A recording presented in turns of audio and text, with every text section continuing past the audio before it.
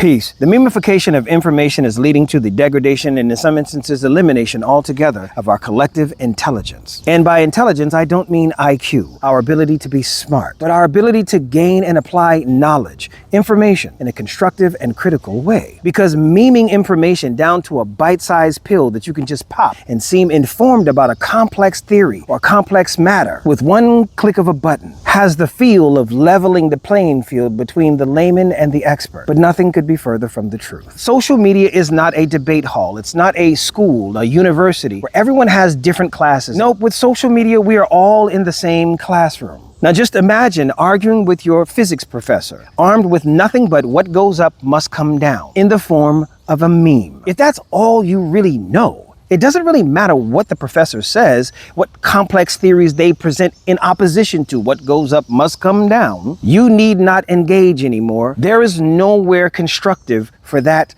debate to go. Using memes outside of their original context or even consideration of its author's original intent to counterpoint arguments without the ability to articulate the argument yourself in your own words, to be able to speak at length beyond the text of the meme, particularly on a topic of artificial intelligence, is quite ironic because you are quite literally utilizing someone else's intelligence to articulate your point in a manner that you yourself cannot understand. Surely you know that a complex theory can't get reduced to one line and not lose a lot in translation. Exhibit A. Recently, I responded to the purist perspective that there is no justifiable reason to use Gen AI or AI, period. That purist perspective was put forth by people who were responding to some people with disabilities who were saying, hold up, they may not be all for AI, but there are some Gen AI that are not only improving their quality of life, but literally saving their lives. But the purists didn't care. Again, they doubled down. You have alternatives. You can do something else, or you can just do without. There's no reason whatsoever to utilize Gen AI technology.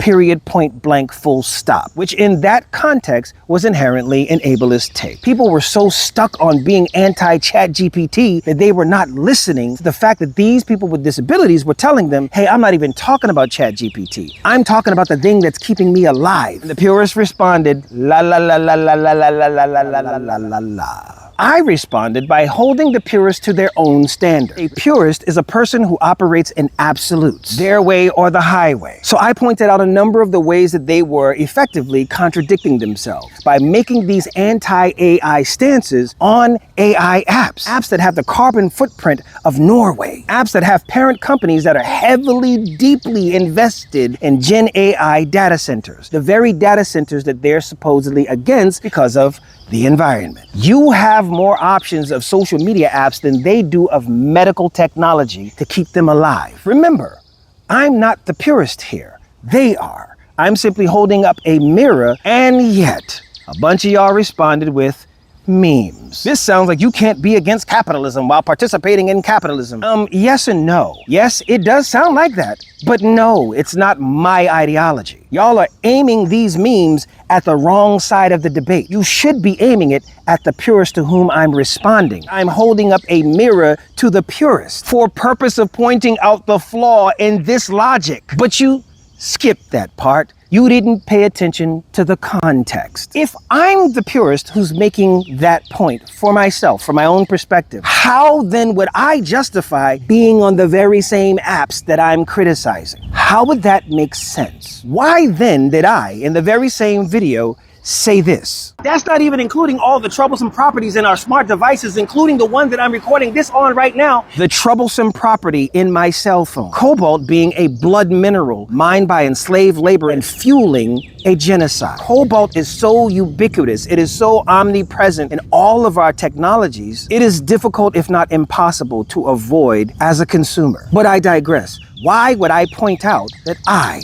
am utilizing a smart device that contains cobalt while at the same time being an advocate for Congo? If I was a purist, would a purist point out their own glaring self-contradiction? Was this not a clue to y'all that maybe this wasn't my perspective, but the perspective of the people that I was telling, relax? But with the memefication of information, you no longer have to think it through. And in many instances, y'all didn't even stick around to defend the argument. You just dropped the meme or the quote and bounced. Because not even you know what the meme means. If you did, you would realize you're sending it to the wrong person. And don't get the game twisted. As an academic and a lecturer and a merch maker, I am also guilty in a sense of memeing information, because I understand sometimes that's the most effective way to get people interested in the conversation, but it shouldn't stop there. Yes, I do want you to be able to communicate that there's no such thing as broken English, only broken rules intended to break unbroken people. I do want you to know that, but that's not the whole of it. I want you to get involved in the conversation and understand what that fully means. And more than that,